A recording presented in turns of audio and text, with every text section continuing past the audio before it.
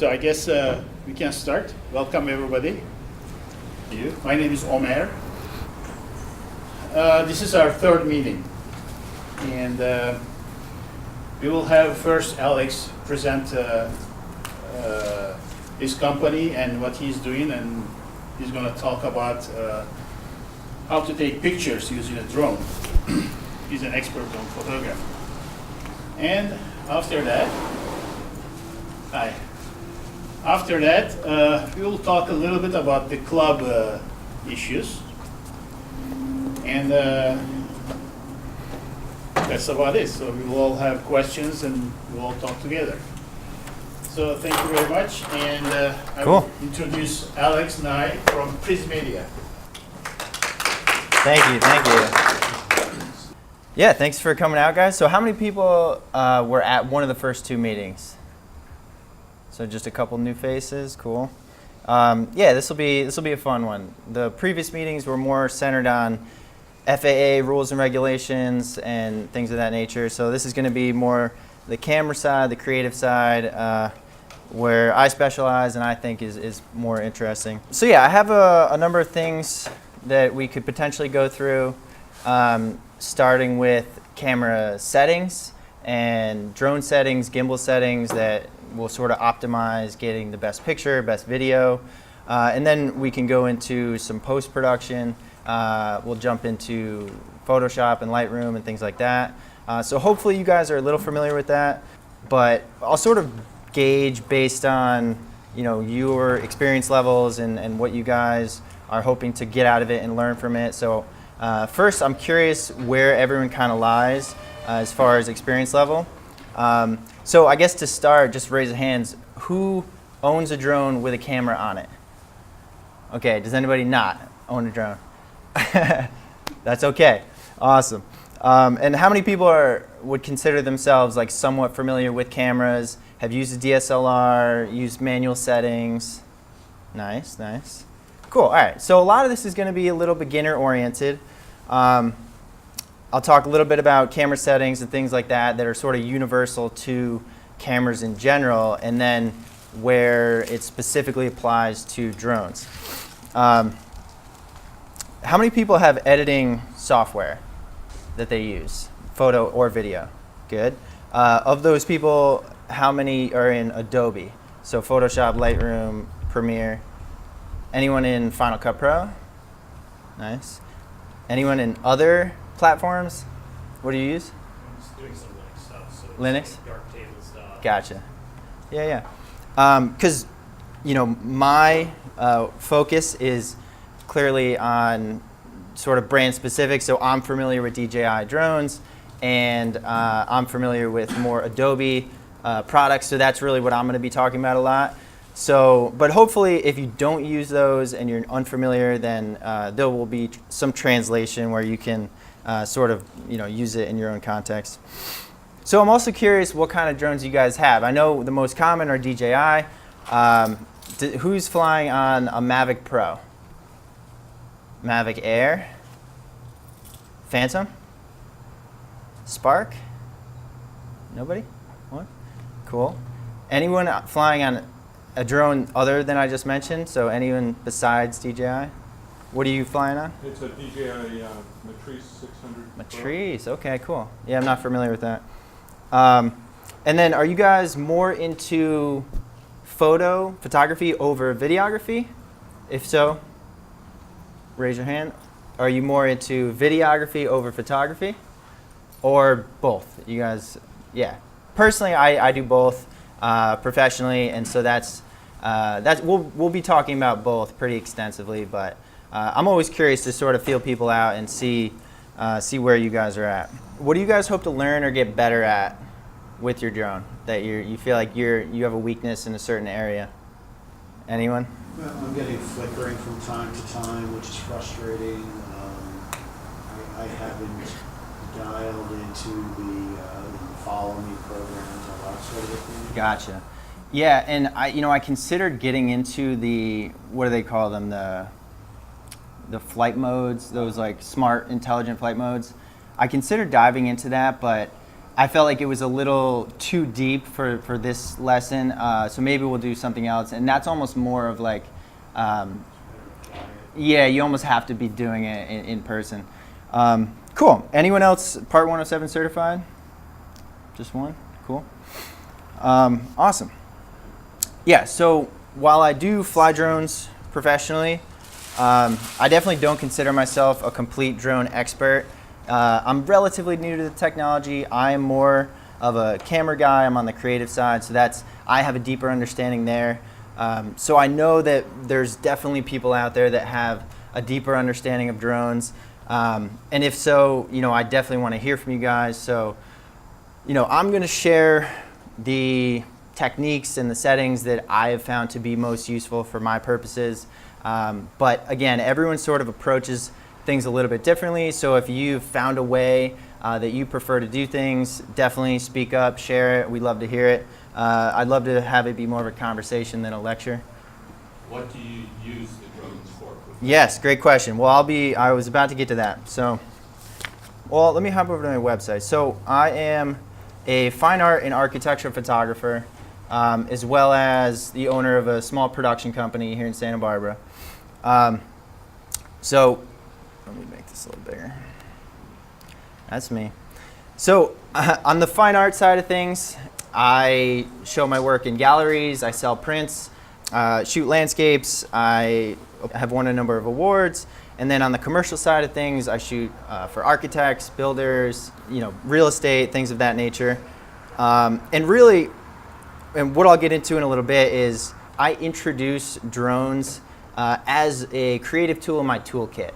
So oftentimes people think of the drone pilot as companies or businesses or clients would go to them specifically for an aerial shot. In my experience, that's kind of more rare, and it's very rare that I would get asked or commissioned specifically to do drone work. Instead, I'll get commissioned to do some kind of project, whether video or photo, and then I will just have that as a tool in my toolkit that I can integrate into those projects. And so a good place to start, I can just show you guys a few of my client videos that I've done, and you could sort of get an idea of how the drone becomes integrated into a project like this.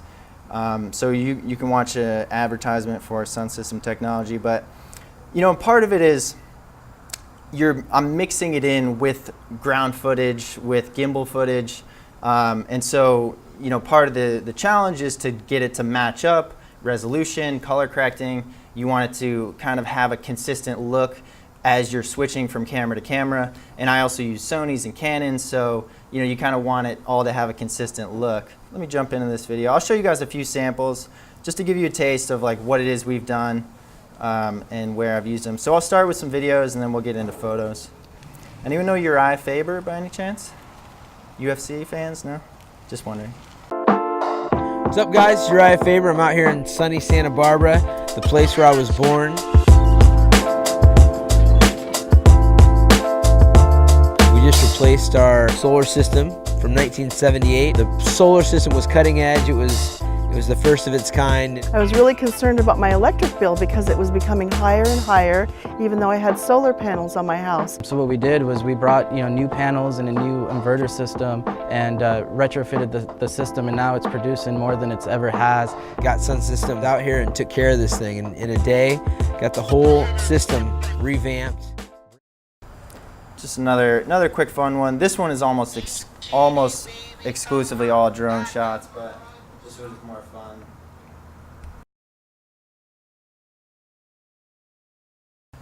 So I'll show you one more. This one is more of a fun kind of personal project. This is not a client project, but integrates a little bit of drone. It's only 2 minutes long. I'll just leave it at this. And all these were actually on the Mavic, so the Phantom here is relatively new for me.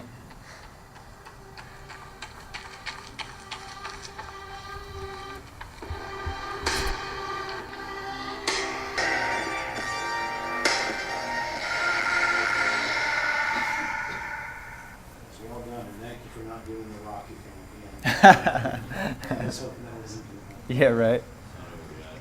It's like, spoke too soon. No. Yeah, this is actually my friend Chris. He's a really hardcore runner. He won the Pier to Peak half marathon here in Santa Barbara. He's a crazy runner. But yeah, so that's a few video samples. We'll get back to that. But I'll show you a few photography samples as well. But first, I'll just quickly explain my lineup and how I use them. It's pretty simple. I have the both DJI, the Mavic Pro, and the Phantom 4 Pro Plus. The difference is very simple. It's really, if it's a paid commission client project, I'm using the Phantom simply because it's superior in terms of image quality, and if it's a more run and gun or travel or something that needs portability, I'll go with the Mavic.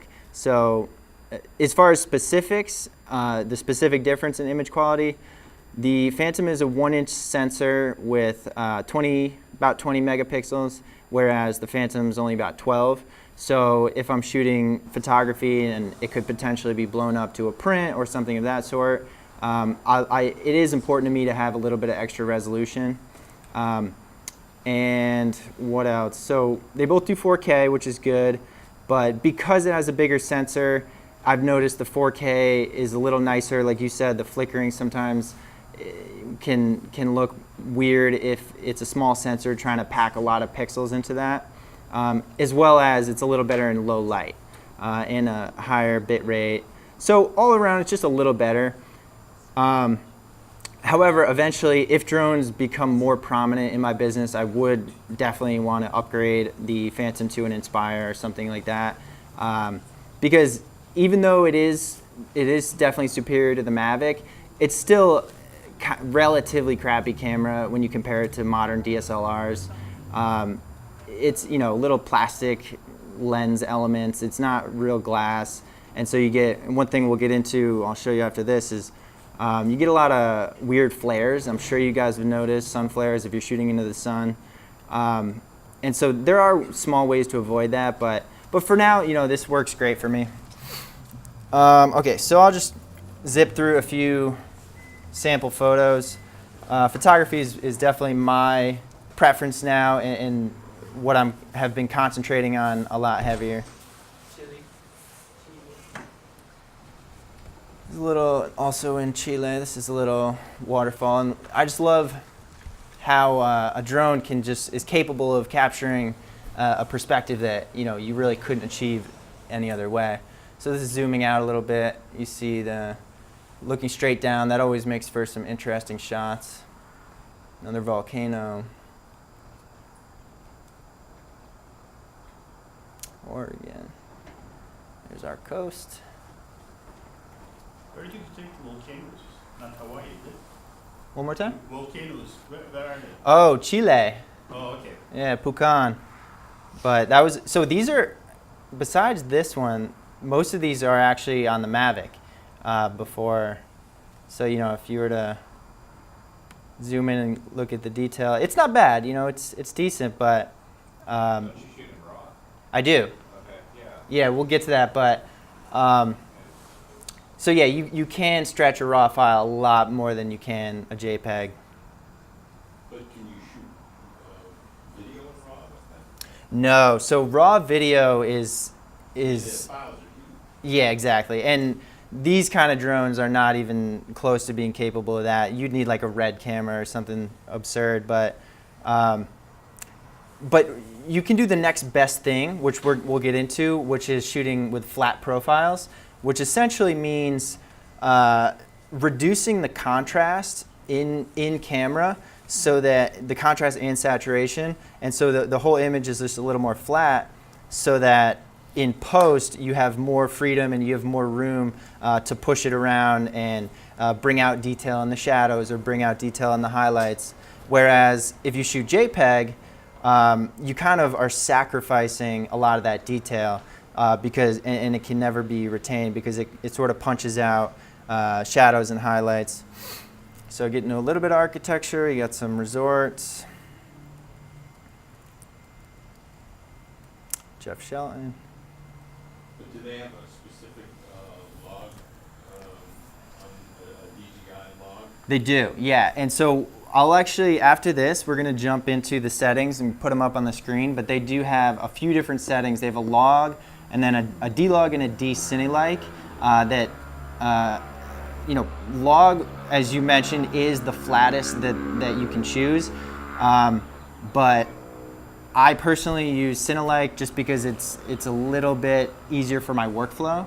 But I won't get too into that now. We'll get to that in a bit, but thanks for asking.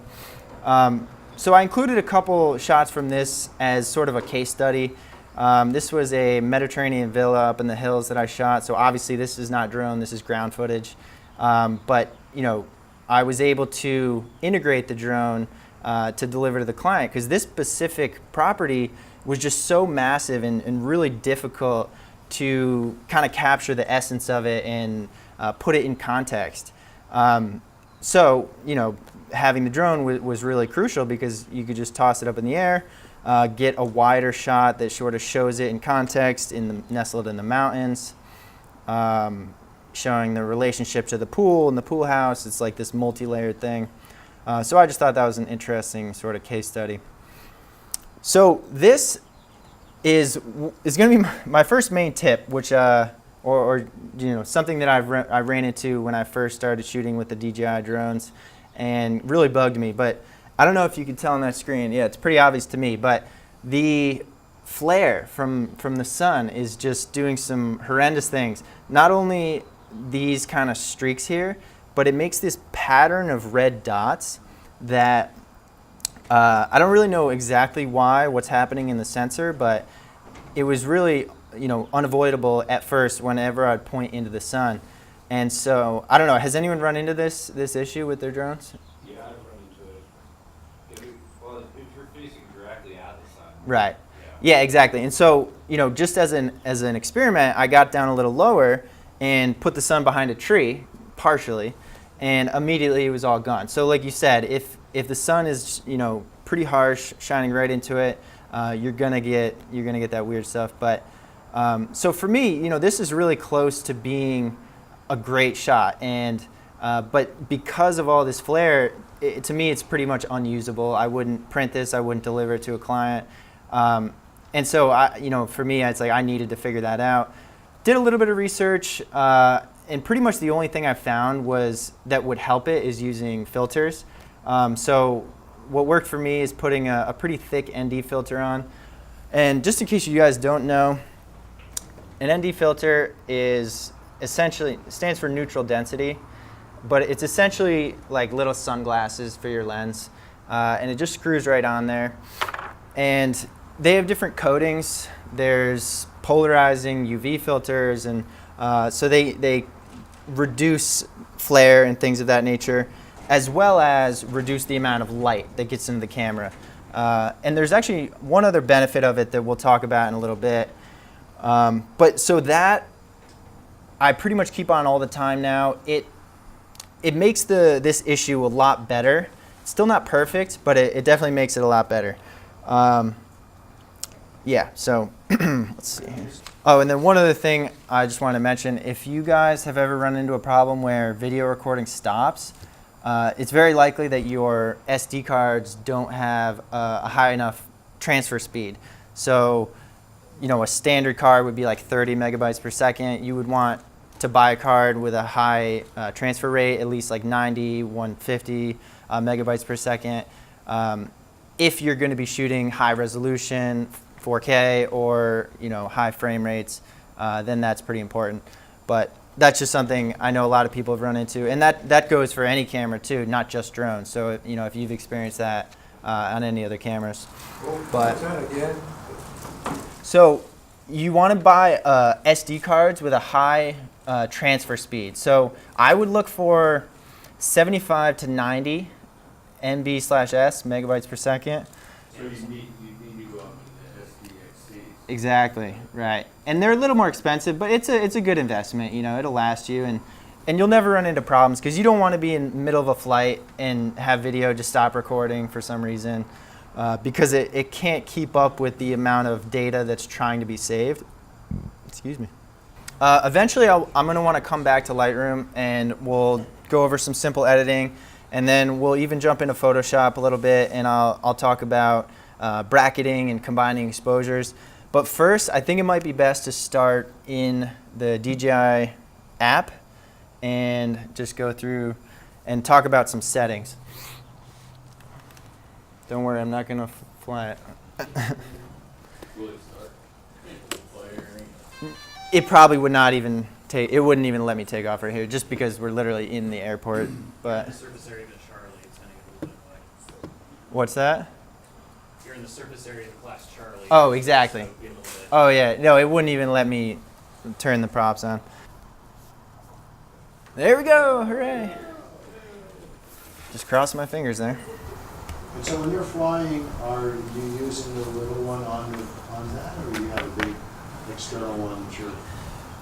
Honestly, so first I was using the iPad mini on the Mavic Pro, and that one fits perfectly in the little clips, which was really nice. But the problem with it is iPads and phones as well can only be so bright. They have a limited brightness, and you'll find that out really quick if you go out in bright daylight in the sun. And so what attracted me to this, the built-in monitor, really the only thing and the only reason I went for this as opposed to continuing using my iPad was because this monitor is much brighter. It has the capability of going much brighter.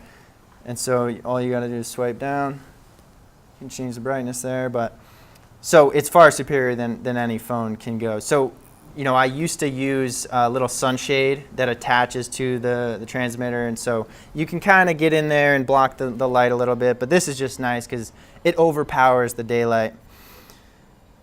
All right, let's see.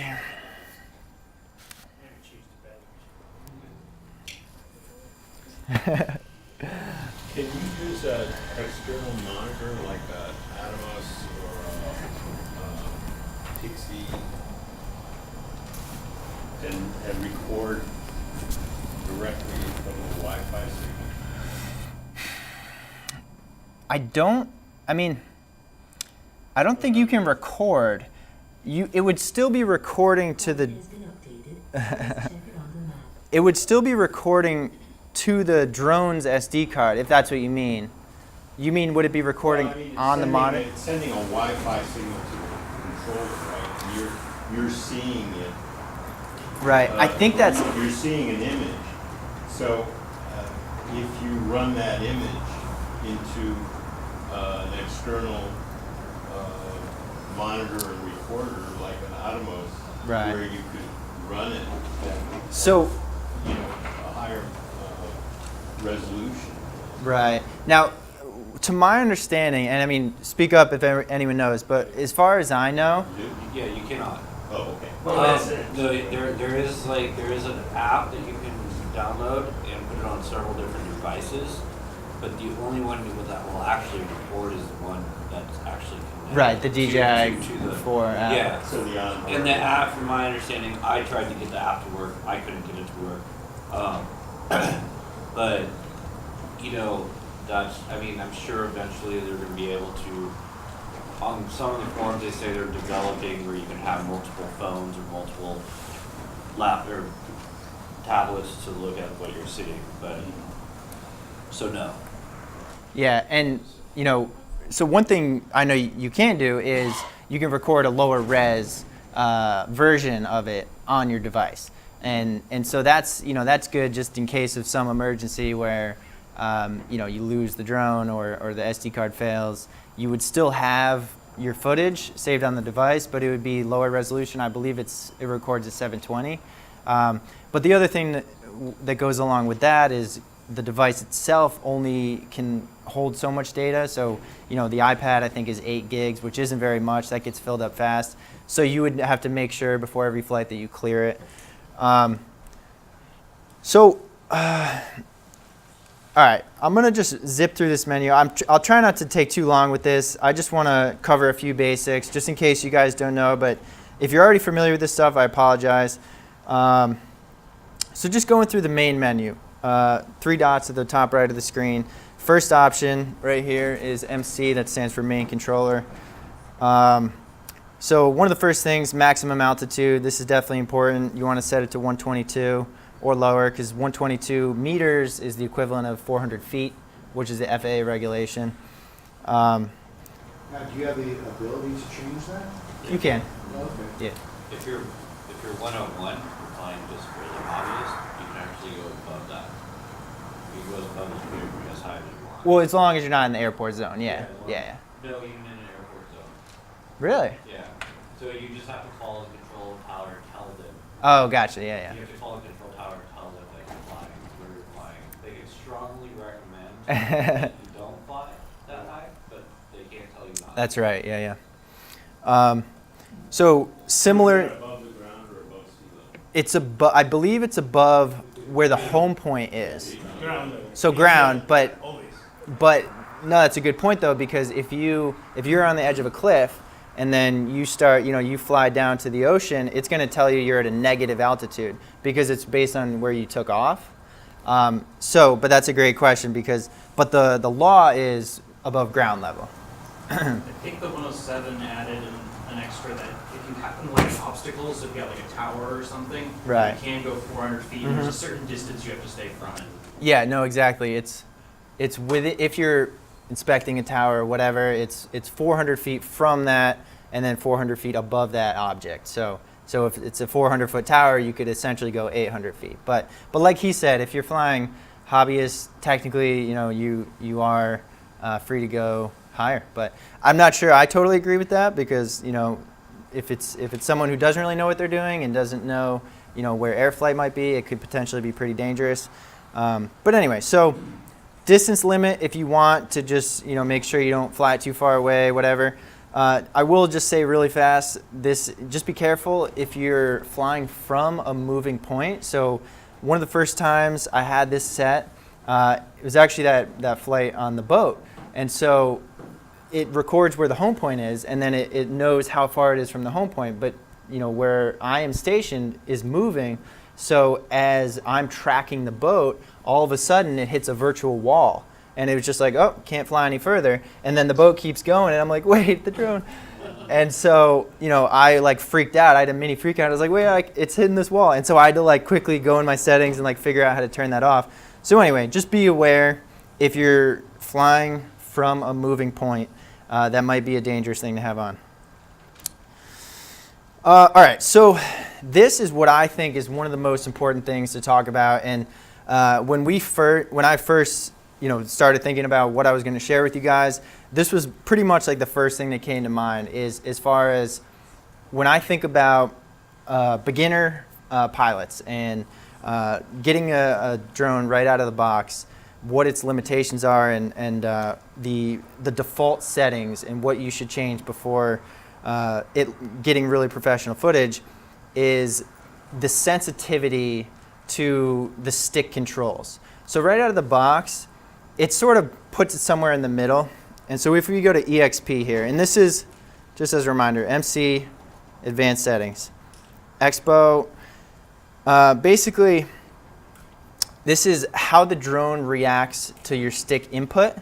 So it's actual movement versus perceived movement of the stick. So think of it as a sensitive gas pedal. On a sports car, if you barely touch it and the car jerks forward, as opposed to a car that has to slowly kind of accelerate. So what these S-curves are showing is how much you're pressing down the sticks and then how much the drone will react. So the lower the value, the more input needed. The higher the value, the less input needed. So if you're at 50-50, and we could even, so you can even, when you're in this menu, you can just test out what's happening. So you see the little yellow dot. As I push the stick up, it's a perfect, since it's a straight line, it's a perfect correlation between stick and what the drone will be doing. However, and you can just click right on this and drag your finger down. So if you go to 0.1, that's the lowest it can go. Then you'll notice, it's hard to, unless you're actually feeling it out yourself. And so I definitely encourage you guys to play with this and see what it feels like. But essentially what's happening is I significantly am moving the stick, but it's hardly going down at all. So I'm almost halfway down with the stick, and it's just started to react. So basically what that means is when you're flying, and unless you have really great finger control, you're a video gamer, and you have extremely precise thumb movements, I would recommend bringing these numbers way down. And that's to me what it very clearly separates an amateur when it comes to drone flying. And you can just tell if someone just taking their drone right out of the box is, and I have some video clips as samples, but the drone moves in very jerky movements. So, and we could even talk about what specifically they're called. So there's 3 main types of movements, and this is true for all aircraft. Pitch is your forward and back tilt. Roll is this way, and yaw is this. So essentially turning. So and I think yaw is the most relevant, to this discussion, because yaw is essentially a panning shot. So if you want to toss it up in the air and get a classic, tripod pan, you want it to be smooth. If it's super jerky, then it's not going to be cinematic. It's not going to look nice at all. It's just gonna be jarring and look very amateur. So with that all said, the middle graph here is your yaw. So it says rotate right, rotate left. That's the same thing as yaw. In my experience, I bring it down to about 20. I think these all, out of the box, these start at point 20. They start at 0.4. And so I bring this one down to 0.2 or lower, honestly. Sometimes, and again, you guys should play with this. Put it up in the air, change the settings, feel it out. And it's also about what feels best to you and how smooth your finger motions are. If you kind of find like you have jitter fingers, put these all the way down to 0.1, and it's essentially like flying with tripod mode on. It's even a mode itself. So anyway, I do 0.15 or 0.2 in the middle, and then the other 2 I go to about 0.3. Just because, and there's 2 ways to change this. You can actually just click on the number and type it in. 0.3. So yeah, that's sort of. Anyway, does that make sense? Is anyone confused by that? That makes sense to you guys? And you're doing all this, you put it up in the air, you mess around, and you land, and then you change it? Or You can change all this while you're flying. Okay. Yeah, but I mean, obviously use common sense. Make sure you can see it. It's in a safe place. But yeah, no, there's no problem with just changing the settings and sort of trial and error. So just feel what's nicest to you. What was your default? You said pitch. I would say, yeah, so I would say 0.3, 0.2, 0.3 is what I've found works best for me. And because to me the yaw, essentially the pan, is one of the most important. If your up and down is a little sensitive, I can live with that. I think that's not as big a deal. But when it comes to the panning, that's where it becomes really obvious that your settings are off. Now, That's in video, then, right? exactly, Yeah. right. So, yes, good question. So, in terms of photography, that's kind of irrelevant. Right. That's only when you're shooting video and getting nice, smooth, cinematic shots. Let's see. Fly tripod. I will once in a while, actually. Part of the reason I'll do it is if I'm doing a time lapse or a hyperlapse. So basically, it sounds kind of silly, but I'll put it, and I might even have some samples here. You could put it on a subject or along a coastline I've done, and like if there's nice cloud formations, I'll put a rubber band holding the stick down at a consistent pace while it's in tripod mode, and it'll move like centimeters at a time, just very, very, very slowly, and consistently too. That's the key, is consistency, because essentially what you're going to do with that footage is speed it up and put it in fast forward. And so if it's if it's inconsistent, so it's going fast and slow and fast, then you're gonna see it's gonna be really obvious. So you want it to be nice, smooth, consistent pace, and then once you speed it up, it's a beautiful hyperlapse, which I might have some samples to show you. So this stuff we won't go over right now. So while we're on that topic, I want to jump into the gimbal settings. So that's the very bottom, and you want to go to, so real quick, gimbal mode, by default, it's at follow. Essentially what that means is it keeps the horizon level. If you put it in FPV, the camera itself will tilt as the drone tilts. So it depends, if you're going for an effect of like, oh, this feels like a bird flying, then maybe you want to try that. But if you're going for any other purpose and you just want a level horizon all the time, keep it at follow. Yeah, don't want to change that. So similar to what we just talked about with the yaw and the panning and smooth motions, the other thing that comes into play is the actual gimbal and what's called the tilt, or here they say pitch. So basically the angle of the camera, and that is the little joystick on the upper left. I think that's true for most of these. And this is the same thing I'll say that I said before, is this is one of the first giveaways that someone is either new to using drones or hasn't really changed their settings, or just doesn't have an appreciation for some cinematic shots. That's possible too. Yeah. I mean, I was there. I've been there. But so anyway, same idea. Essentially what you want to do is make this button less reactive. So you want to just make it less sensitive to movement. But what you should know is what they both do. So the first one, gimbal start-stop buffer, we'll talk about next. So first we'll talk about the pitch. So basically, as you can see, this little slider over to the left, it says we're at 43. So that's about right in the middle. And just as a quick test, you can see how abruptly that's moving the camera. That's way too fast. You're not going to be able to get cinematic shots, nice slow dips as you hover over something if it's moving that fast. So basically what you want to do is bring that slider down. Oh, having trouble grabbing it. And what I found for this, the pitch expo, is somewhere from 5 to 10. That's my preference.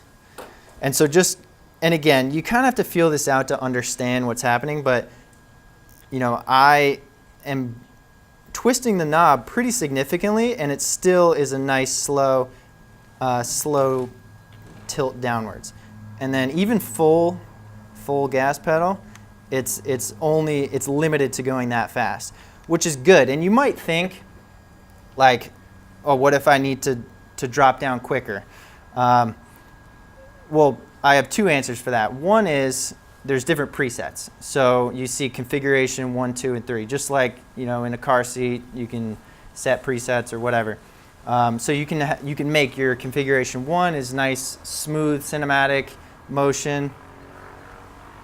And then configuration 2 you could make quicker. So if you are drone racing and that's like what you're into, then maybe you don't want to listen to any of this. Maybe you want to be very responsive, like a sports car. But if what you're going for is smooth cinematic shots, keep these nice and low. And the top one is the start-stop buffer. That's basically acceleration and deceleration. So just for example, if we were to put it all the way up at 30, oh, wait a second. Oh, I'm sorry. All the way down to 0. Yeah, that's what I meant. Then as soon as you start touching it, it starts moving. As opposed to when you put it higher, there's a delay. So it's basically removing kind of human inconsistency when it comes to, because you can't like perfectly ease into ease into a shot like that. Oftentimes, you're relying on the technology to help you out. And so definitely take advantage of this stuff. So long story short, what I do is 10 at the bottom and 20 at the top. 10-ish, you know, sometimes 8. Let's see. Something like that. And again, you know, you want to play around yourself and experiment, but for me, that's like really nice, smooth motion. And even if you have like jittery fingers, it's still not going to let you, it's not going to let that be visible on your shots. So the gimbal pitch limit, really fast, that just means it will restrict the camera from tilting past the horizon. So right now, you know, as I tilt up, it will automatically stop right there. And the reason it does that is because, you know, you might not want to get the props in your shot, but I usually keep that off because, you know, there's certain occasions where I want to look higher than what's right at the horizon. And as you can see, it doesn't even see the props yet. So if we keep going there, you can see the props. So anyway, I usually keep that off. All right, let's see. So let me jump back over here. So visual navigation, these should all be on. There's really no reason you would. That's just like avoiding obstacles and thinking on its own terms. So that's all helpful. Let's see.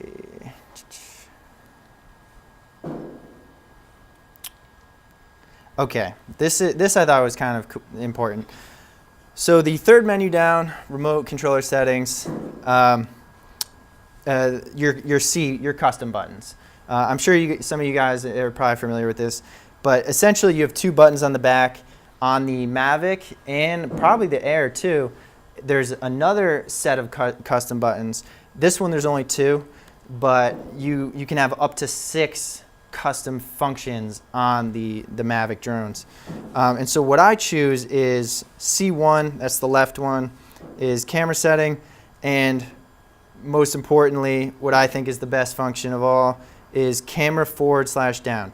So as we were just talking about, once you set your gimbal to react nice and slow, what if you want to look below you? And it's like you don't want to slowly wait for it to pan all the way down. Instead, you just set that as a custom button, and boom, you click it once, it points straight down, you click it again, it points straight forward. So there you can just quickly switch back and forth without waiting for that slow gimbal to move. So that is what I find really helpful in terms of the custom buttons. And then the other one, I think it just brings up, oh wait, I guess they're both doing the same thing right now. And then the Phantom is not capable of this. I wish it was, but the Mavic, what I really loved about it is I set one of the custom buttons to rotate the camera. And I'm sure some of you guys have figured this out. It can actually twist 90 degrees, and so instead of shooting horizontal in landscape mode, it can shoot in portrait mode. And so that's a really nice feature that I love about the Mavic that I wish the Phantom could do, but it can't. And one extra little benefit of that is if you're doing panoramas, it provides more vertical space. And so instead of stitching a shot that's already wide, you're stitching a tall shot, so it's got that nice vertical space, and then you could stitch left and right. And we could go over an example of that in a minute. Okay, let's see here. That might be. So yeah, custom. I think that might be it for the menu, the main menu settings. But let's see here. So okay, now let's talk about camera settings. So let's see here. So little gears underneath the record button. That's how you get to your camera settings. You can also set that as a custom, which I'm about to do really fast, just because I accidentally changed it. Camera setting. So boom, now I can just press that, brings up my settings. And so right now we're on video. I guess that's a good place to start. Again, I'll try not to linger too much on this because I'm sure a lot of you are familiar, but I'll just quickly run through basic camera settings. So ISO is basically the sensor's sensitivity to light. if you bump the ISO up, the image becomes brighter. Now there is a downfall to ISO, is that it will introduce digital grain and noise. So essentially you want to, if possible, you want to keep the ISO as low as possible. If it's midday and there's plenty of light, you should be totally fine just leaving it at 100. It's really not until you're in low light situations that you need to bump it. Aperture, this is essentially the iris, so the camera's eye, how big or small the hole is that is letting in light, and it's a fraction, so it's 1 over 2.8, 1 over 4. And so when you go higher in number, it is getting smaller, so it's letting in less light. With this, it's kind of hard to talk about pros and cons in this context, because oftentimes what changes when you change aperture is depth of field. So when an object is close and then you have a foreground and a background, and you have a shallow depth of field, it will mean that whichever distance you're focused at, the other object will be completely blurred out. Whereas if you stop down to a small aperture, so like a f10, then it will guarantee that there is a wider range of focus. So more in the scene will be in focus. But don't worry too much about that, because most of the times when your drone's up in the air, there's not a huge difference between foreground and background anyway. So it's kind of unnoticeable. So don't stress about that too much. And then finally, shutter speed. So this is the exposure triangle. The third variable that determines how much light is coming in is what your shutter speed. So essentially, how fast the shutter opens and closes. So this is 60. That means 60th of a second. So that's 30th of a second. Obviously, the quicker the shutter speed, the less light it's letting in. Now, I don't want to get too deep into film theory, but there's something called the 180 degree film, or 180 degree shutter rule, which essentially is a theory that says to get the most natural motion blur, you put your shutter speed at 2 times what your frame rate is. So again, I don't want to complicate things too much, but this is more in the film world. People take this pretty seriously, and so if I'm shooting at 30 frames per second, you would want your shutter speed to be at a 60th of a second, which is twice the frame rate, so that it shows the most natural motion blur. Now, arguably, this is really unnoticeable. Actually, now that I think of it, this could have something to do with the flicker a little bit, because if your frame rate is, if your shutter speed is really fast, it's essentially not allowing any motion blur. And naturally, when you watch, in cinematography and you watch films, and it looks like smooth motion, but if you were to pause it, every frame would be a tiny bit blurred. It would have this slight motion blur, which our brain just kind of perceives as being natural. And so when that doesn't exist, and then it's just like perfectly sharp images every time, it looks a tiny bit choppy. So that could have something to do with it. Again, that's a little bit deeper than we need to go into. If you guys want to hear more about it, we can totally do that, but I don't want to linger too long. Do you not shoot in auto at all? Good question. So, yeah, you really want to avoid auto because, starting out, it's okay. It's fine. If you don't really know what the settings are doing, that's totally fine. But the problem with auto is when you're going from a dark scene to a light scene, for example, or you're starting at the ocean and you're panning up at the sky, the camera is going to react to the light that it's getting in. And so if it's on auto, it will kind of be this choppy change of exposure where it just sort of chops from exposing for that dark ocean to the bright sky. And so it'll be this sort of unnatural shift of light that looks pretty obvious. So the benefit of shooting manual is everything is consistent no matter where you point your camera. And so there will be no sudden jumps in light or shifts in light or of that nature. But, you know, again, if you want to do aperture priority, that's an option. How do you calibrate the monitor that you're seeing to be close to what the camera, so you know so it's brighter or darker? Yeah, no, that's a great question, and that's actually something I ran into recently.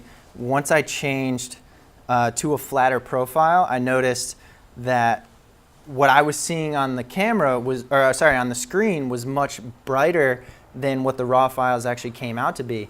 And so, yeah, that's a tough one. Part of it is color profile. So, and part of it is just sort of knowing that that's going to happen, so trial and error. But, you know, what we'll get to in a second is down here is color.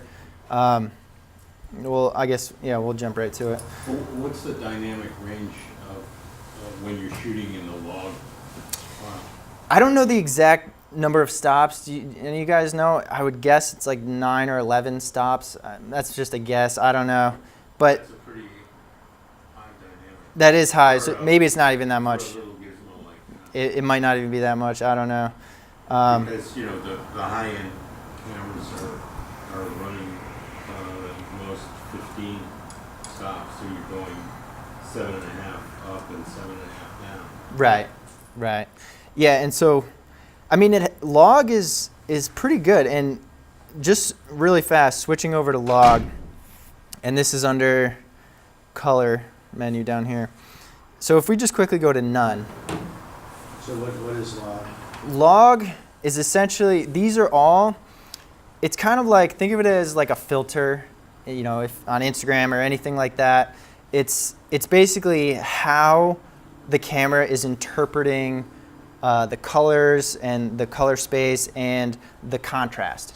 And so log, I don't know exactly what it stands for, but basically what it means, It means logarithmic. logarithmic. Yeah, it essentially flattens out the image, and so you can tell it loses saturation, it loses contrast, and so when you're shooting it, it looks pretty crappy. And you know, so part of this is the reason you would only do it so that later on in your post production you would then color correct it to make it look natural again, because this is unnatural. You know, these colors are not. Color graded. Color graded. Right. You wouldn't be color correcting. Exactly. Yeah. Sorry, you'd color grade it. Yes, exactly. And so, you know, I try to steer beginners away from log or flat profiles a little bit because, and honestly, I don't even always use them, because what it means is it's introducing an additional step into your workflow where, you know, you would have to go through sort of clip by clip and put a color grading on it to get it to look the way you want. And there's people that take color grading extremely seriously, and that's really like what they're all about in terms of getting the perfect image. Now for me, you know, say true color, we'll go to that real fast. Let me just jump back. You could just start at none, and then it's essentially just picking up how it sees it. True color is a little flatter. That's a decent one to work on. I would recommend True Color, or I use D-Cinelec. That's where I'm usually at. That is on its way to a flat profile, but not quite as flat as log. So it's sort of in between, and it gives a little wiggle room when it comes to editing, so you can tweak things a little bit, but it's not so flat that it requires a lot of post-production. Is there a LUT? For people who don't know, LUT means lookup table, Mhm. which creates a certain look. Right. You can drop on it. Exactly. So that that when you're looking at the monitor, or the clients were looking at the monitor, which is worse, They can see what they can see Yeah. a rendition of it that's going to look like. Exactly. No, that's a good point. You know, I'm not sure how you do that if you need a specific monitor. It's electronic. It's in the software. Right. Like I don't know if these can do that, but I know Sony's. It's essentially previewing the color grade. So you know, the actual file is being recorded in log, but you're visibly seeing what it would look like once it becomes color grade. So again, and the other disadvantage of log and shooting flat is that it's hard to tell what a perfect exposure is and what your color looks like, and oftentimes you get discouraged because it's like, all right, this scene looks crappy and muddy, and you know it's got no color. But you know you have to just believe that it's once you get to post production, then that's when it really comes out. Is there any kind of waveform monitor? Say that again? Is there a waveform monitor that you? Oh yeah, right. You like Yeah. this right here? This is that's histogram. That's for brightness. So do you mean for color too? No, for exposure. Oh, for exposure. Well, this is. So you can see that you're not clipping above 100. And, Yeah, this is, I think, the best it has is the histogram. And so essentially, if you just keep an eye on that, and we jump over, so you can see it shift to the left. So basically, left side is dark, is shadows, and your right side is highlights. It's reading the lights and like big spike there. Right, exactly. Yeah. And so, you know, one thing is if you're too close to the right edge, that's you might be clipping. There's actually, if you guys are landing, thanks. So there's something in this other menu called exposure warning. So if I click that on, it gives you these zebra stripes where you're essentially losing data. So what's pure white and that's just white pixels that are not recoverable, that's giving you that warning. Personally, I think it's a little distracting, so I turn it off. I just try to go by eye, but okay, so yeah, same white balance, same thing. You could do auto if you're unsure, but it's best to keep it on manual. Sunny is a pretty safe bet because we're in Santa Barbara. It's usually sunny. Okay, video size. So 4K, 30 frames per second. That's where I'm usually at. Another filmmaking thing that if you want to emulate the natural look that old actual film cameras have, then you would shoot at 24, which is just a little bit slower of a frame rate. And again, there's film buffs that are like 24 frames per second, you know, all the way, and would never do anything else because, you know, your brain processes it more the way you're used to seeing film. So arguably 24 frames per second has a more cinematic look. Personally, I just do 30 because it's easier, and everything else I shoot is 30, so I want it to match up. I don't want to have inconsistent frame rates. And then, but you know, again, if you don't always need 4K, if you don't want a huge file, you can go to 1080, that's web standard.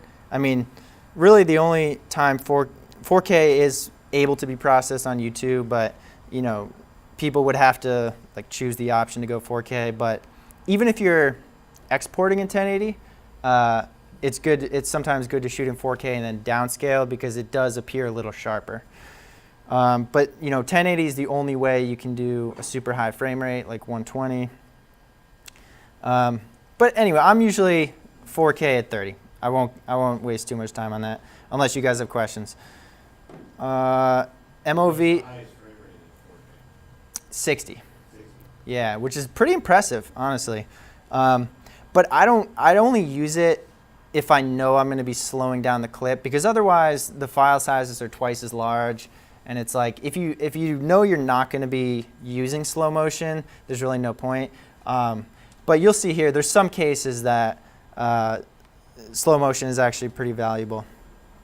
Video format, MOV is if you're on Mac, MP4 is PC most of the time. I mean, they usually work cross-platform, but that's the general rule of thumb.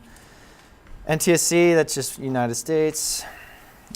Style, okay, so oftentimes usually out of the box, this will be on standard. They have some presets, landscape and soft. But if you want to play around with custom, this is where you could play around with what we were just talking about, the sharpness, saturation. So basically what these mean, the triangle is sharpness, the circle is contrast, and the square is saturation. And so by default, they're all set to 0, but you know, a lot of people actually go in and put negative numbers so that you can add it later on. And so what I've sort of come to is, excuse me, similar to shooting in log at a flatter profile, I just reduce the contrast to -2 because it just gives you that little bit of extra room later on, and then you just punch it in, you know, put a little contrast layer in post, and it gets back to normal. But to me, it preserves a little more detail in the highlights and shadows. Encoding format, just keep H.264. At one point, I heard someone say H.265.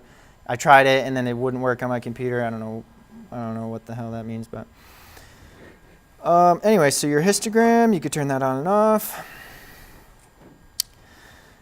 For the most part, a lot of these are on by default. Now, I will mention the grid, I think, starts off. So this is one thing, you know, I always add as soon as I get a new drone or whatever. You know, I like having a grid. You could do a grid with diagonals. I'm not a fan of the diagonals. The grid just basically shows you your rule of thirds. So it splits it into, and if you don't know, rule of thirds is a filmmaking thing and photography that the most pleasing compositions place the subjects at third marks, unless you're going for, you know, a centered sort of one-point perspective. So that's a good thing to have. And then also, I like putting on my center point. And you can change it. You know, you can have a little box. I just do narrow cross. And then I just know what the dead center of my frame is, which is nice. Okay, yeah, that's it. And then again, custom. So, oh, okay, so yes, let's jump over to photo. So this button above the take a picture button. Oh, I took a picture. That switches from photo to video. And the way to know is two things. It'll introduce these black bars because it's a different ratio. Instead of 16:9, it's 3:2. And also the white button becomes a red button when it's video. So just a quick way of knowing. Can you shoot a still picture while you're rolling video? You cannot. You have to stop recording. On some cameras, like the DSLRs, you can. Yeah, but no, I don't think, I'm pretty sure in these you have to stop, which is a bummer. First things first, RAW is pretty crucial if you want to play with your file in post-production. So similar to everything we just talked about with log, it's same concept. RAW preserves the original data that was captured in the camera by the sensor instead of JPEG, which compresses that data into pixels. And so with RAW, you can change the white balance. If you got it wrong, you can, you know, shift that around. You can change the exposure to an extent. You know, you can't. So does the color really do anything in photo mode then if you're saving in RAW? Is it only for the JPEG accompanying it? Exactly. Good question. So yes, if you're shooting in RAW, what color profile you have makes no difference because you're just going to get a RAW file. You know, but yes, if you're shooting JPEG, then it will make a difference what you're in. Now, if you're, and so just one extra disclaimer, RAW creates a file. I don't know what it is on here. It's on DSLRs, it's CR2 or ARW on Sony's. But it's a RAW file that not every program or not every computer knows how to interpret or how to read. And so, Is that the DNG? yeah, so you could convert to DNG is like the universal RAW file. I just started with this, and I noticed that when I Exactly. like plugged in my controller, my drone, Right. whatever. Yeah, I exactly. couldn't access them. Can you drag them into Lightroom? Yeah, and so Lightroom is, if you have Lightroom, definitely be shooting RAW.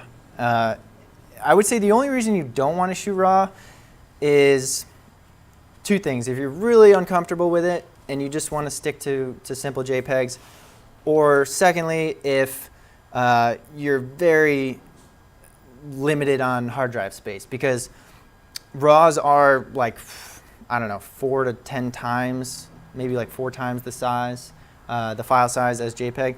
Now, if you are uncomfortable with it and you want to sort of ease your way into it, simple answer, shoot both. So that's always an option. Then you'll have both files, they're identical, except they're different file types. And that's even a good experiment too.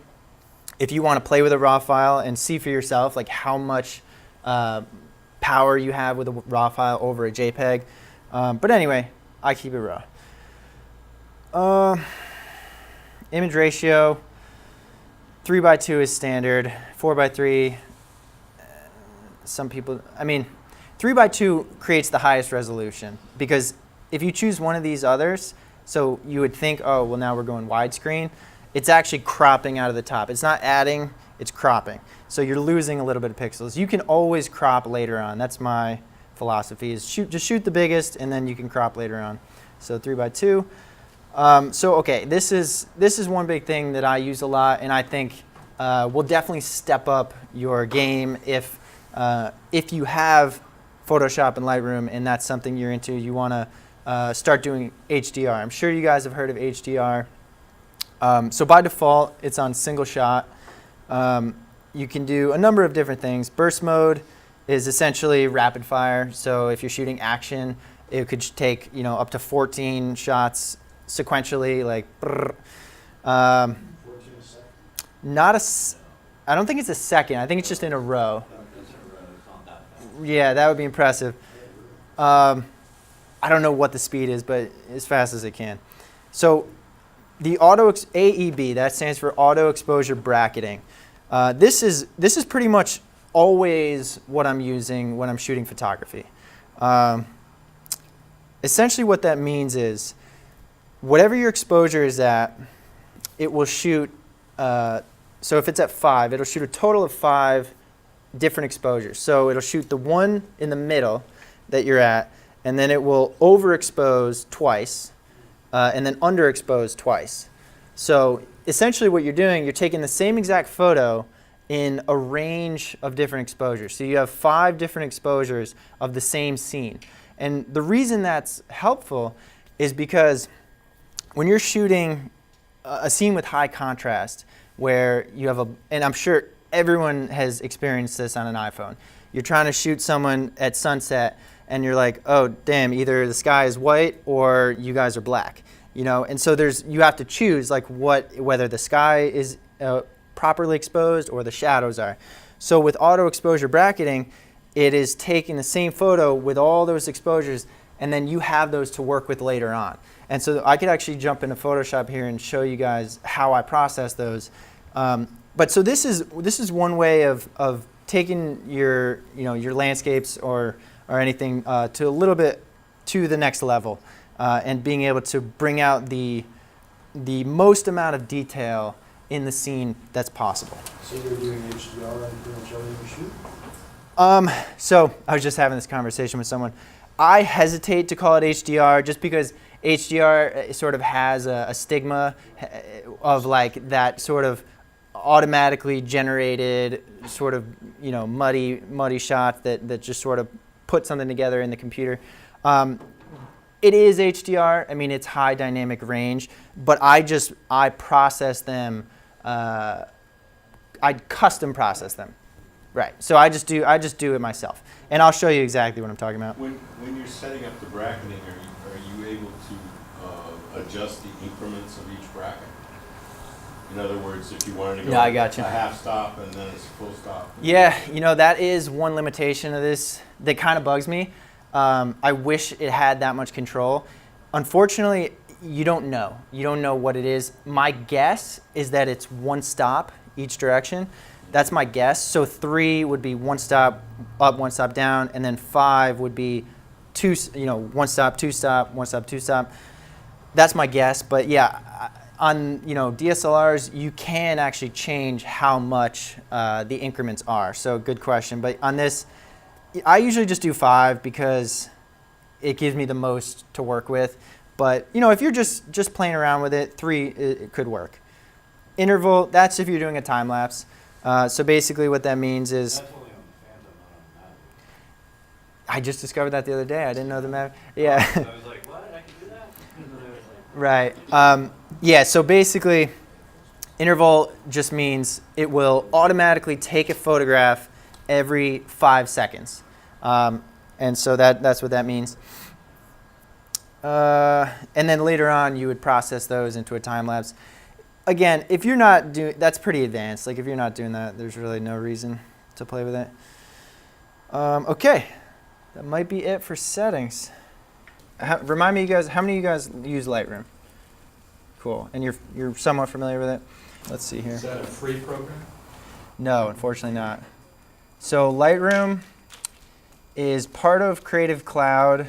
So if you buy the entire suite, it's $50 a month subscription, which is pretty hefty, but that gives you much more than you need. So you can actually get Lightroom and Photoshop combined for $10 a month, which in my opinion is very reasonable, just with how powerful they are and how often they come out with updates. The other option is to get something like Lightroom, I forget what it's called, Lightroom Standard or something like that, where or an old version where it's a one-time payment and then you have a limited version of it. But honestly, I think the $10 a month is pretty unbeatable. And for students, it's $20 for everything. All Adobe products. Right. If you have a student account Right. from City College or anywhere else, it's or you have a son or daughter. So this is the ridiculous amount of apps that come with the Creative Cloud suite. I use maybe 10% of them. But anyway, the primary ones for our purposes are Photoshop and Lightroom for photography, Premiere for video. If you want to get fancy, maybe After Effects for video. But anyway. Actually, your web hosting is also. Yes, that's right. So you get, is it 3? You get 5. You get 5 websites fully hosted and paid for in that package. So if you have the full suite, yeah, it's pretty incredible. Do you usually like use both Lightroom and Photoshop for one photo always, or is it some here and there? Good question. So for everything I start in Lightroom, right? And that's my initial starting point. And I will use Lightroom's editing features and kind of give each photo sort of a blanket edit. Occasionally, I could leave it at that, export, share it. But if it's any serious or commissioned work, I'm always bringing my bracketed shots into Photoshop, simply because it enables way more power in post-production and enables the highest quality shots if you're bracketing for exposures. And I'll show you an example of that right now. So just real fast, before we jump into that, one quick thing. So I'm sitting here with a few different examples of bracketed shots. And so in this case, it's 5. If you choose 3, it'd be 3. But what you can do, and I just learned this recently, is, oh man, now I'm going to forget. Oh, okay, so stacking. So sometimes it's annoying to see all 5 bracketed shots in your grid at one time. So you can go right-click, stacking, auto stack by capture time. And then what you do is you drag this down to like 3 seconds or so, something like that. Yeah, so now what's happening is, what that means is if the photos were taken within 3 seconds apart, they will be considered one stack, or one group, if you will. So I'm going to press OK, just for this example. Right now, nothing really changed yet, but it does tell me 1 of 5 right there. And then same with here, 5, 4, 1 of 4. And then what you can do is right-click again, stacking, collapse all stacks. So boom, now it's reduced all those photos to just one thumbnail, but each of those thumbnails consists of 5 different exposures. So it's just a neater way of cleaning up what you're looking at and just quickly scrubbing through the photos you got, because you don't need to scroll through every bracket. You just want to see, you just want to quickly see the different angles. So that's one quick tip. I actually just learned that really recently, and that I wish I knew it sooner. So here's a good example. So we'll go to this shot. Just real fast, keyboard shortcuts will save your life. You're going to save you a ton of time. G is to go to grid view, so you're seeing all at once. E is loop or preview. F, full screen. Press it again to get out. And D, as in dog, is develop. So basically, go to your editing screen. So you jump over to editing. Now, you have your basic exposure and light controls. And the way I would start any photo is just by playing around. So, you would start out highlights, just target the brightest parts of the image. So right off the bat, I can say, this photo, the sky is way too blown out. So I would drag down the highlights. And then the shadows, I want them a little brighter. So I would drag up the shadows, but now it's a little flat. So you want to punch in a little contrast. And so under the delete key, you have the reverse slash, whatever that's called. I don't know what to call it, but that button essentially previews the before and after of whatever you changed. So you can just quickly toggle before and after and see what changes you made, what it did. You got your white point, which just targets whites. You can hold Option, and it will show you your clipping. So that's showing you what is completely blown out, pure white. So you want to avoid that. So you want to bring it to a point where you just start to get a little bit of clipping, and then you release. But same thing with blacks. You start to see what's all black. That's a little advanced. You don't have to worry too much about that. White balance, hopefully, and this is the top right here, hopefully you got that right in camera. If you didn't, you can play around with it. There's first is temperature, that's on the blue to warm spectrum. So you can make it a little more blue, you can make it a little more warm. Again, a lot of this is subjective, so I won't tell you what's standard. So a lot of times you just sort of feel it out, whatever style you like, you go with. Clarity, I'd be careful with that. This is where you can quickly start to see it gets kind of gross HDR look. Another kind of quick indicator that someone has just sort of discovered the clarity slider, and they go. Is this working on all 5 images now? Good question. I don't think so. I mean, right now I'm actually only on one, but no, I believe it's just that cover photo. But you can very quickly, and I'll show you this after, you can very quickly synchronize everything you did to that one photo across all 5 photos. So would you start on that middle one? Exactly. Optimally, you'd want to start on the middle one. Okay, so vibrance and saturation, very similar. Saturation is self-explanatory. Colors pop more.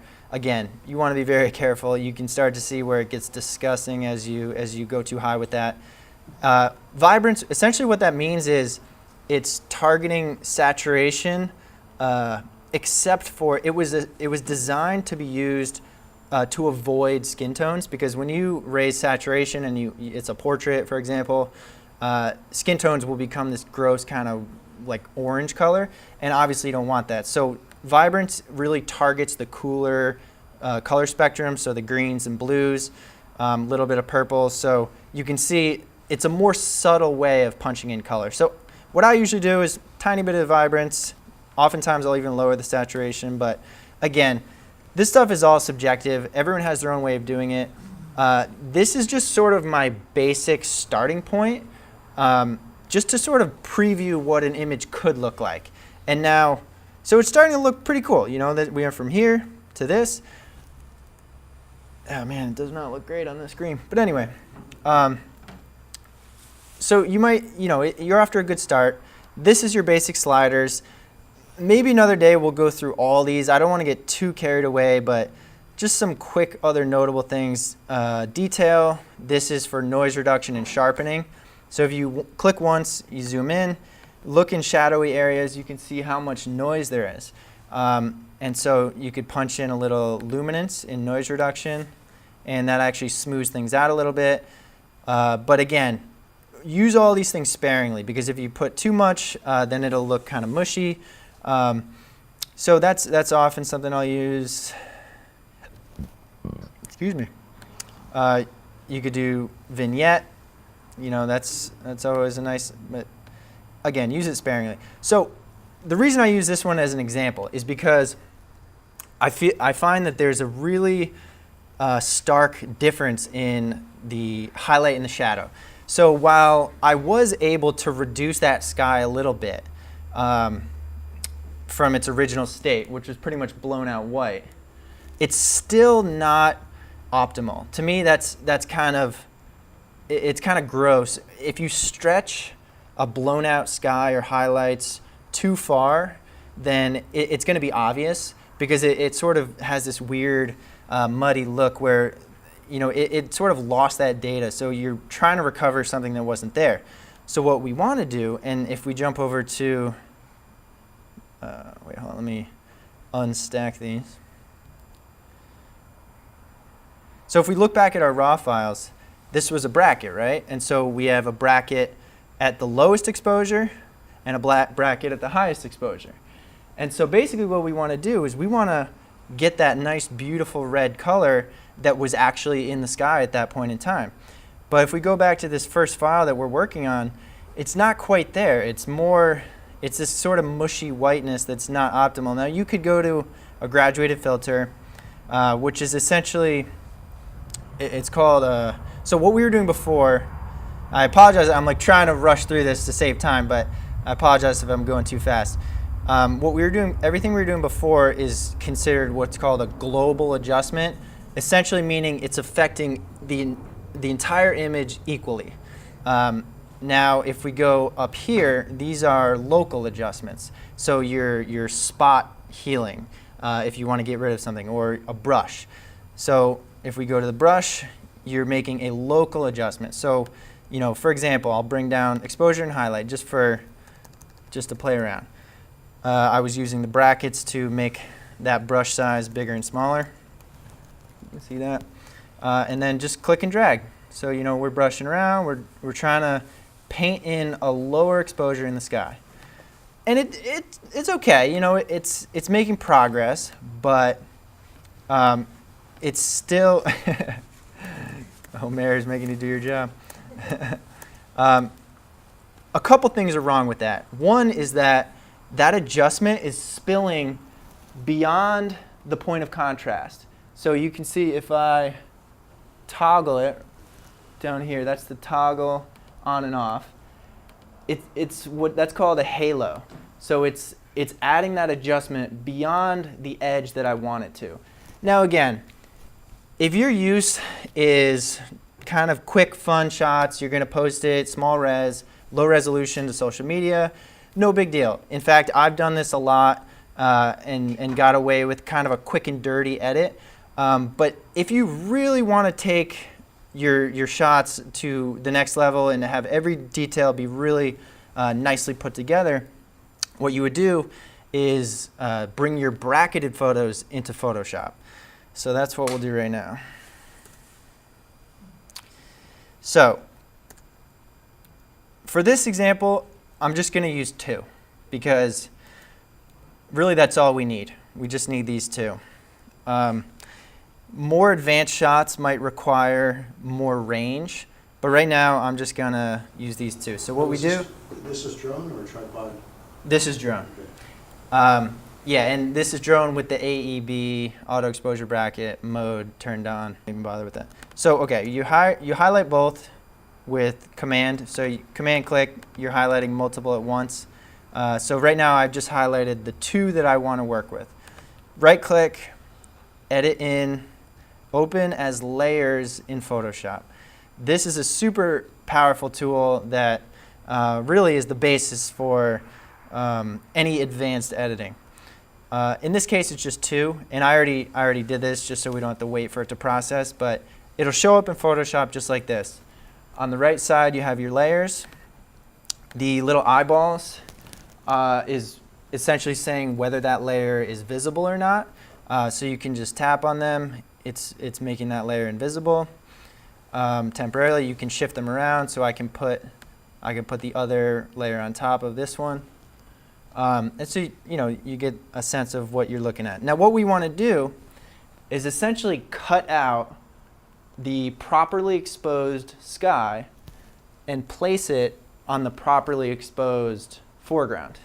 So there's a couple ways to do that, but essentially what we want to do is make a selection. Now, as anyone that uses Photoshop knows, there's 100 ways to do any one thing. There's always yeah, there's always like a million ways to achieve the same result. But what I'll show you guys for this purpose is the quick mask. I believe it's called quick mask. Yeah, quick selection. I'm sorry, quick selection tool. So you can click it right here, or you can click the W key, and it'll bring you right to it. Again, bracket keys make the brush bigger or smaller. You just want it sort of medium size. Essentially, what this does is whatever zone you click on, the program is searching for lines of high contrast. So in this example, this is going to work pretty flawlessly because it's such a distinct line where the sky ends and the cliff face begins. So really, you just click, start dragging, boom. It made that selection with hardly... You don't even have to trace out the mask. Exactly. And so the algorithm is able to find those points of high contrast. Now, I chose this example purposefully because it's just such an easy one to understand. It's not always going to work that well. Now, just for example, let's say we went a little too far over the edge, right? And it's like, all right, that's not what I was trying to do. You're on the same tool. You hold Option, and then it's small, but you can see the plus turns into a minus. As you're still holding Option, you click and drag again in the area that you want to deselect. So you're deselecting from there. And again, this, you want to fine tune it. You can zoom in. Zooming in is Command plus and minus. So boom. And if you're really picky, you could do this. And honestly, it did a better job the first time. I just made it worse for that example. But anyway, and again, there's a million ways to do that. And then I saw another spot down here that was imperfect. So right there. And again, now I'm releasing Option because now I want to add to my selection. I don't want to subtract. So then just draw in there. And then you'll see it just sort of grabs that nicely. Command 0 zooms out. It's the quick selection tool. That's a super, super helpful one. Now, you want to choose your selection tool based on what kind of object you're tracing. So for example, I edit a ton of architectural shots. In architecture, lines are very sharp and geometric, which makes selections very easy because you use a different tool. So I would use this polygonal lasso.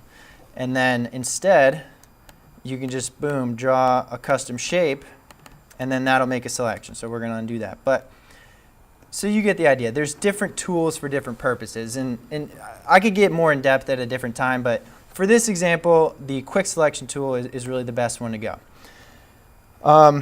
Now, I am going to feather the edge of this because right now, by default, any selection is very, very abrupt. So it's got a very sharp edge. So what we want to do is kind of soften that edge, or what's called a feather, and that essentially makes a gradual transition. But you don't want to go too far with it. But so what I'll do is select, modify, feather, or the way I do it, Shift F6. What I've found is just one, not even a pixel. So I do 0.7. You don't even see a difference because it's just happening behind the scenes. And then there's a few essential things about Photoshop that you need to understand the concept behind, that it's sort of like the building blocks. And then everything else will sort of make sense and you'll be able to work on your own. So one is selections. What we just made is a selection. That's these marching ants that sort of define an area. And then what you do with a selection is make a mask. So a mask is placed on a specific layer and tells that layer what part of it is visible and what part is not. So right now, you want to make sure you're selected on the right layer. So, you know, if I was on this layer, it'd be wrong. So select on the layer you want to mask, and then all the way at the bottom here, you choose this button, the third button. Oh, you guys can't see it. That's a bummer. Let me see if I can drag it up. Oh, there we go. So it's basically a rectangle with a circle in the middle. That is Create Mask button. You click it once, and boom, it turns that layer, or it puts a mask on that layer. So if we hide the layer behind it temporarily, this checkerboard pattern, that's just Photoshop's way of telling you there's nothing there. That's just transparent space. So that's like default background for your canvas. So what we did is we just punched out that photo, just the part we want to use. And then the one beneath it, so the letter underneath, or the layer underneath it, is that shadowy area. And so it's replacing that blown out white sky with the properly exposed sky.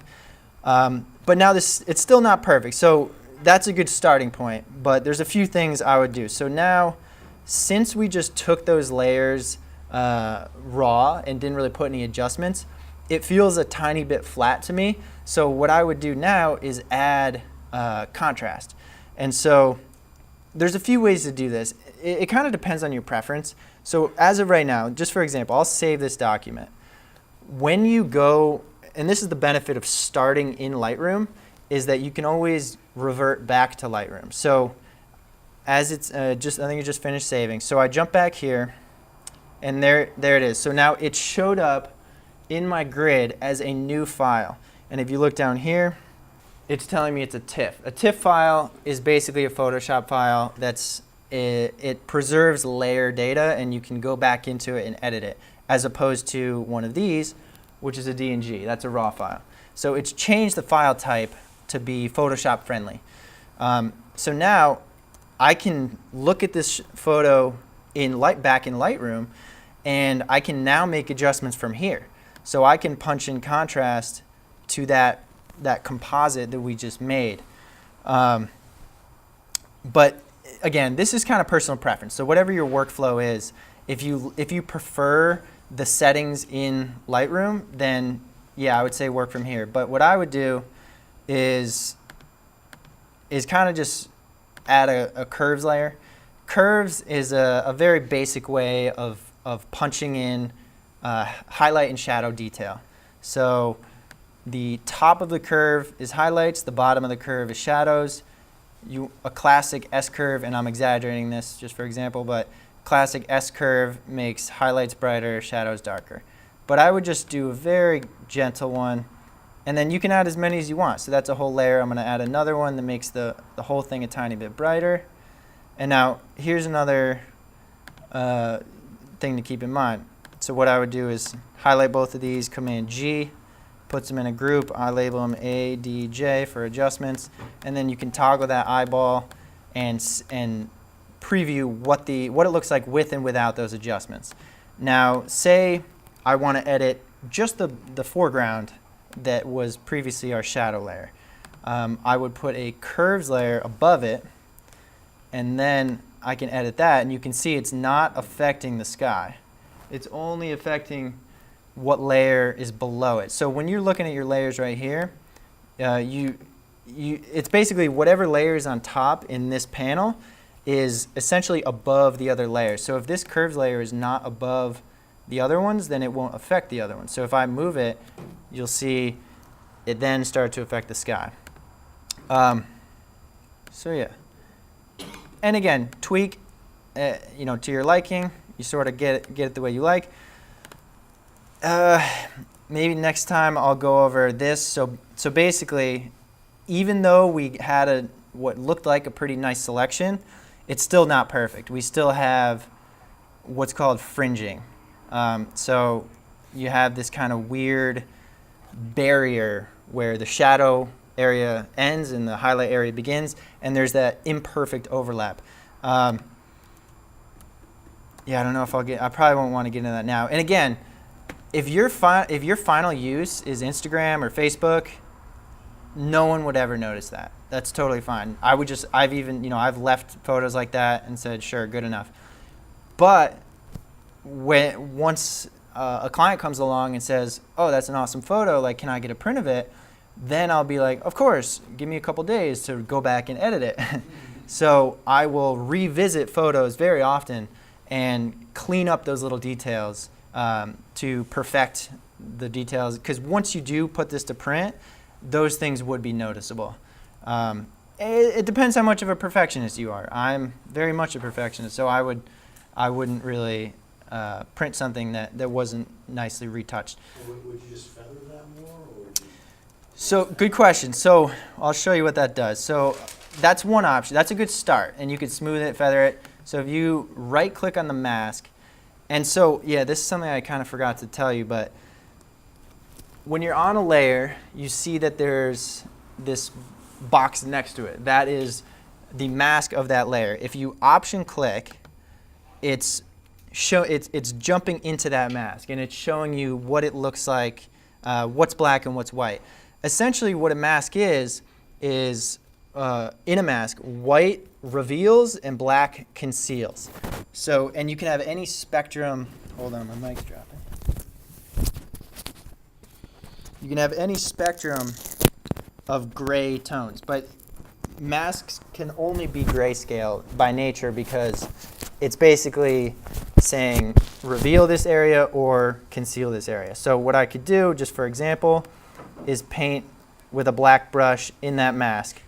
Now that's going to have a hideous effect because that's not at all what we want to do. But you could see where you could sort of customize what the mask looks like. Now back to your question. If you right-click a mask and then select a mask, this is where you can fine-tune it. So yeah, like you said, you could feather it. Let's just try like a pixel and a half, and then maybe a little smooth. And then okay. So, and then if we jump back and forth, so Command Z, undo, redo. It made it softer, but it still has that white glow.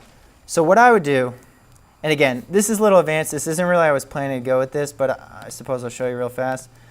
I would highlight all the layers, Command Option E, and it creates a composite snapshot. So it basically takes everything you were just working on and flattens it into one layer. The reason you do that, oh man, yeah, I feel like I'm getting a little carried away for a basic course. All right, maybe we'll. What time is it? Yeah, we're past time. So anyway, I could go all day. I don't want to. You get me started, and it'll just keep on going. But yeah, that's pretty much it. Well, thank you guys for paying attention, and.